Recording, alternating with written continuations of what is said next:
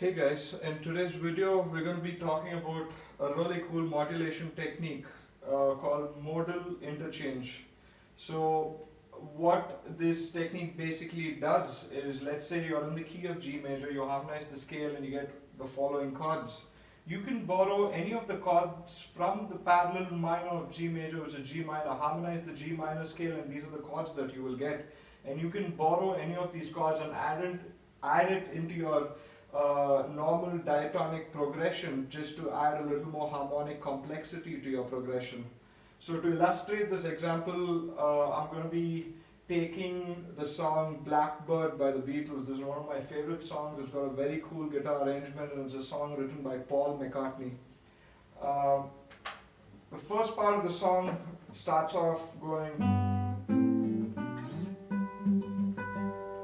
So you might be thinking, wow, these are really complex chords, but it's not really. So instead of playing block chords like that, G minor, G major, A minor, B minor, he's just using two-note voicings for each of these chords and letting the G string open, obviously because you're in the key of G, right? So he's going G major, which is root and major third, G major, and then A minor, which is root and flat third, B minor, root and flat third, G major again, root and major third. Okay, nothing fancy, just 1, 2, 3, back up to 1. Now the next part of the song goes C major, D flat diminished, D major, E flat diminished, E minor, right? So basically what's happening there is you're going C major, D major, E minor. Now you're adding diminished chords as chromatic passing chords. Now in my previous analysis of the Beatles song, I explained about how diminished chords work really well as chromatic passing chords. They add a little bit of tension to your harmony, and it works really well when you have these chromatic ascending and descending harmonies. So you're going C major root in third, B flat diminished root in flat 5, D major root in third, E flat diminished root in flat 5, going up to E minor, which is root in flat third over there.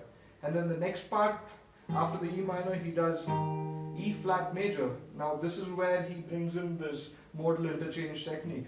So there's obviously E flat major is not present in this scale, but if you look at your G minor scale, you have E flat major right there. So he's borrowed the E flat major chord, right?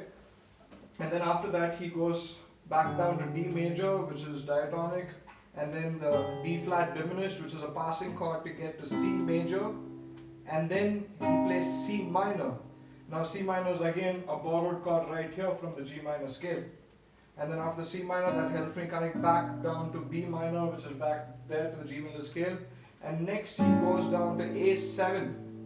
Now you might be wondering, A7 is not here in this scale, neither is it here in this scale.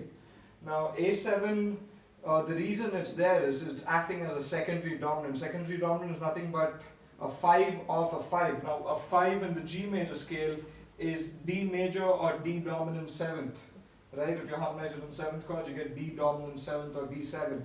So now the 5 of D7 is A7. So he's adding a 5 of D7 going to the D7, which is the 5 resolving back into 1 G major. That's basically the A section of the song. Now the next part of the song is the B section, goes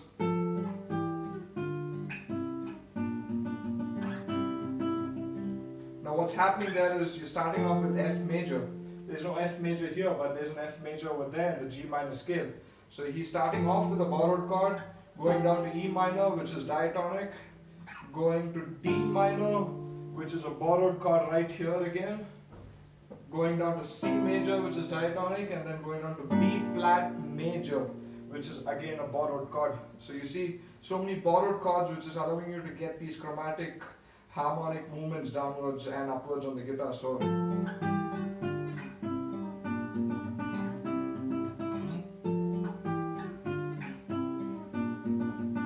after that, the second time through, he goes down to A7, which is the secondary dominant 5 of 5, going to D7, which is the 5 resolving back down to 1.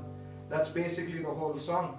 So this whole song is built on the concept of modal interchange. You get all these cool chromatic passing chords and borrowed chords, which kind of tries your ear out and not let your ear get used to your mundane diatonic progression. So by using these borrowed chords, it gives you a lot more harmonic complexity to your song. So why don't you try working this cool concept into songs that you write? Pick any key. If you're in C major, the key of C major, harmonize the C major scale, get all those chords down, and then move on to the parallel minor, which is C minor, harmonize the C minor scale, and you can choose and borrow between the two scales and get really cool chord progressions of your own.